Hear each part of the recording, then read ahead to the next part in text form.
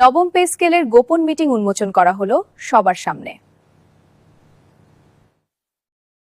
এইমাত্র কমিশনের রিপোর্ট জমা। ১৩ গ্রেডে অনুমোদন পেল নবম পে স্কেল।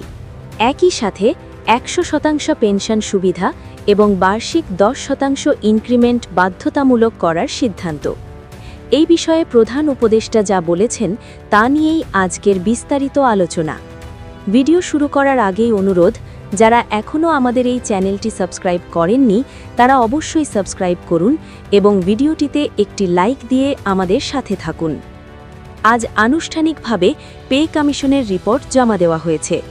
দীর্ঘদিন ধরে বেতন স্কেল ঝুলে থাকলেও আর সময় নষ্ট না করে ১৩ গ্রেডে নবম জাতীয় বেতন স্কেল অনুমোদনের ঘোষণা দেওয়া হয়েছে। বৈঠকে উপস্থিত বিভিন্ন সদস্য গ্রেড সংখ্যা নিয়ে ভিন্ন ভিন্ন মতামত তুলে ধরেন। কিছু সদস্য ১৩ গ্রেড, কেউ ১৫ গ্রেড, আবার কেউ ১৬ গ্রেড বহাল রাখার পক্ষে মত দেন। তবে সব দিক বিবেচনা করে প্রধান উপদেষ্টা চূড়ান্তভাবে ১৩ গ্রেড ভিত্তিক নবম জাতীয় পে স্কেল বাস্তবায়নের সিদ্ধান্ত গ্রহণ করেন। কর্মচারী মহলের একাধিক প্রতিনিধি এই সিদ্ধান্তকে আন্তরিকভাবে স্বাগত জানিয়েছেন। তারা বলেন, আমরা প্রধান উপদেষ্টার প্রতি কৃতজ্ঞ। শুরু থেকেই আমরা গ্রেড সংখ্যা পরিবর্তনের বিষয়ে সচেতন ছিলাম এবং পে কমিশন ও প্রধান উপদেষ্টার কাছে বিষয়টি একাধিকবার তুলে ধরেছি। তাদের মতে এই সিদ্ধান্ত বাস্তবায়িত হলে সরকারি চাকরিজীবীদের মধ্যে দীর্ঘদিনের বেতন বৈষম্য অনেকাংশে হ্রাস পাবে।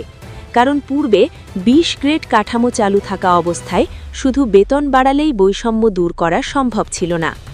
সব ধরনের বৈষম্য দূর করতে হলে গ্রেড কাঠামো পরিবর্তন করাই ছিল সবচেয়ে যৌক্তিক সমাধান।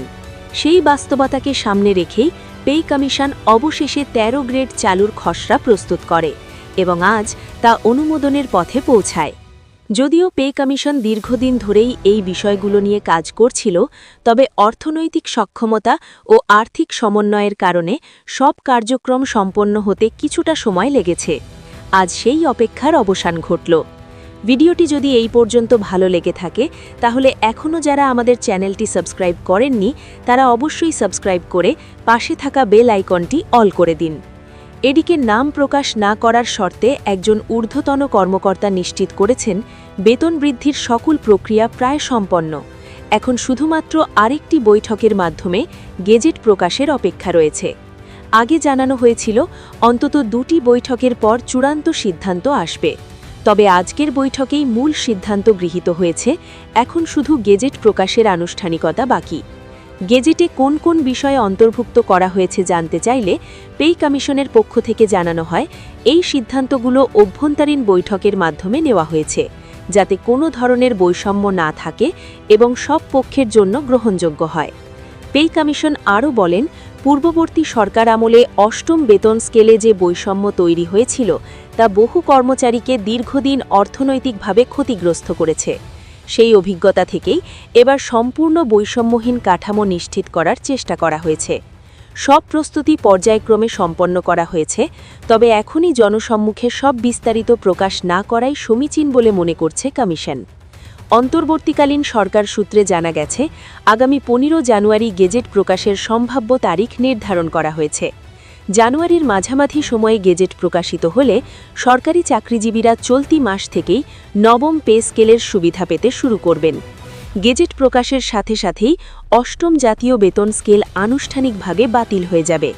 পে কমিশন স্পষ্ট করে জানিয়েছে, বেতন বৃদ্ধির বিষয়ে আর কোনো জটিলতা নেই, এখন শুধুই গেজেটের অপেক্ষা। ভিডিওর এই অংশ পর্যন্ত যারা আমাদের সাথে আছেন তারা অবশ্যই চ্যানেলটি সাবস্ক্রাইব করে বেল আইকনটি অল করে দিন। নতুন কাঠামো অনুযায়ী সরকারি কর্মচারীদের জন্য সর্বনিম্ন বেতন নির্ধারণ করা হয়েছে ২৫,০০০ টাকা, আর সর্বোচ্চ গ্রেডে বেতন নির্ধারণ করা হয়েছে ১,২৫,০০০ টাকা। এছাড়াও সর্বনিম্ন বেতন থেকে প্রতি বছর ১০% হারে ইনক্রিমেন্ট যুক্ত হবে। এর ফলে সরকারি চাকরিজীবীরা ধীরে ধীরে আর্থিকভাবে আরও স্বাবলম্বী হয়ে উঠবেন। কর্মচারী মহলের বিভিন্ন সূত্র জানিয়েছে, অনুপাতভিত্তিক বেতন বৃদ্ধি কার্যকর হলে কর্মচারীদের মধ্যে স্বস্তি ফিরবে এবং দীর্ঘদিনের দাবিগুলো বাস্তব রূপ পাবে। আজকের বৈঠকে পে কমিশন ও অর্থ বিভাগের প্রতিনিধিরা